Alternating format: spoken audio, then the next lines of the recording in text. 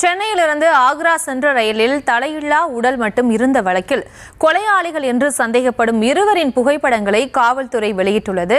இது தொடர்பான விவரங்களை வழங்குகிறார் எமது செய்தியாளர் சுதர்சன். சுதர்சன், வணக்கம். இந்த வழக்கு தொடர்பான முழு விவரம் என்ன? வணக்கம். சென்னையிலிருந்து ஆக்ராக்கு சென்ற ரயில்ல ஒரு மர்மமான ஒரு சிவப்பு கலர் நிற சூட்கேஸ் இருந்தது கண்டுபிடிக்கப்பட்டிருந்தது. அந்த சூட்கேஸ்ல தொடர்ந்து பார்க்கும்போதுதான் தெரிய வந்தது, மனித உடல்கள் வெட்டப்பட்டு அந்த சூட்கேஸ்ல பார்சலாக அனுப்பப்பட்டிருந்தது தெரிய வந்தது.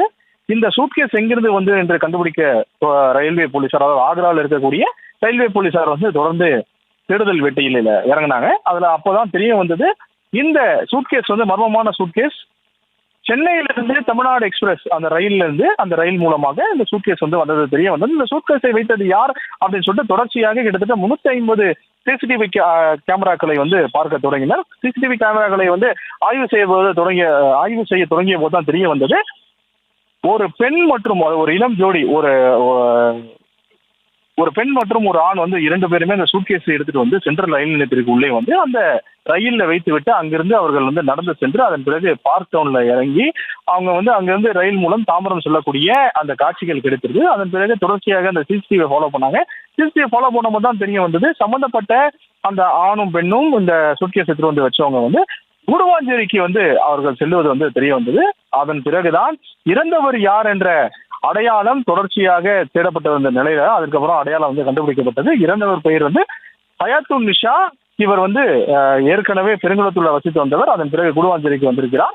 தொடர்ச்சியாக இந்த ஹயாத்துன் நிஷா ஏற்கனவே காணவில்லைன்னு சொல்லிட்டு அவங்களுடைய மகன் கம்ப்ளைண்ட் கொடுத்திருந்தாரு. அதாவது கூடுவாஞ்சேரி காவல் நிலையத்தில் கம்ப்ளைண்ட் கொடுத்திருந்தாரு. யூசப் கான் என்பவர் கம்ப்ளைண்ட் கொடுத்திருந்தார். கம்ப்ளைண்ட் கொடுத்த அடிப்படையில இறந்தவர் ஹயாத்துன் நிஷா என்று தெரிய வந்தது, பெண் என்று தெரிய வந்தது. இவருக்கு 38 வயது. இவருடைய உடல் பாகங்களை தான் வெட்டி அந்த சூட்கேஸ்ல அனுப்பியிருந்தாங்க. இந்த ஆணும் பெண்ணும் தெரிய வந்திருக்கிறது.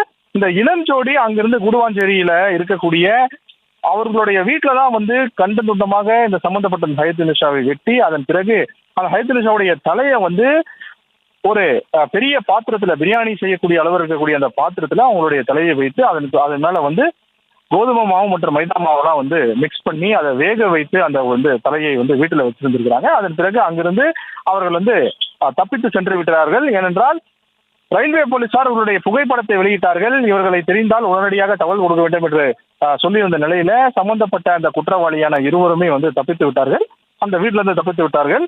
இந்த கொலையை செய்தவர் அசாம் மாநிலத்தை சேர்ந்த மணிக்குதீன் மற்றும் அவருடைய பெண் தோழியான ஒடிசா மாநிலத்தை சேர்ந்த பகாபா பாட்டி மாஜி. இவங்க 2 பேரும் தான் இந்த கொலையை செய்திருக்கிறார்கள் என்று போலீஸ் ஒரு விசாரணையில தெரிய வந்திருக்கிறது. இந்த 2 பேரை தற்போது தீவிரமாக தேடி வருகிறார்கள்.